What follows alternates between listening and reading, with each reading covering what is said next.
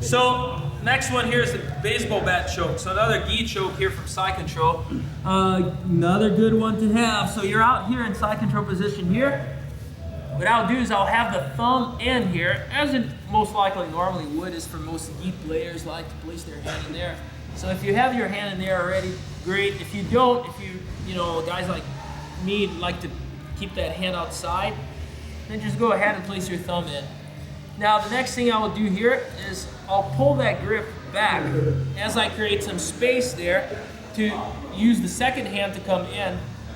And it's called baseball bat because I'm going to be holding my hands in a position similar to, you know, as if I'm holding a bat. So right here, you know, slide it down, and as you slide it down, create some space and bring the second hand in deep. Okay. Now what I want to do here is slide it until knuckles are touching the ground. All right, right there. Now, next stop here, don't try to crank from here. Instead, bring your elbow back down here.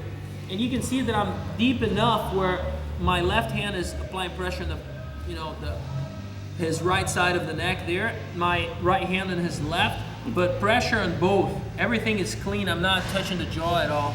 Now you start applying pressure by pulling him in and tighten this up, and then you're gonna start walking towards the head. There. Okay? Probably one of the tightest chokes in jiu-jitsu here if you know how to apply it properly. So you start with the thumb. Now you're gonna give it a little bit of room and 4 fingers will shoot through. This is a dexterity thing. With time, you know, you just know exactly where it is. You don't even have to look at it. Now, bring the elbow down, okay?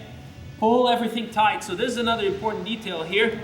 Don't do it from here. Just pull and roll a little. So here, okay? And now go. Barely need to move. Yeah, sorry about that.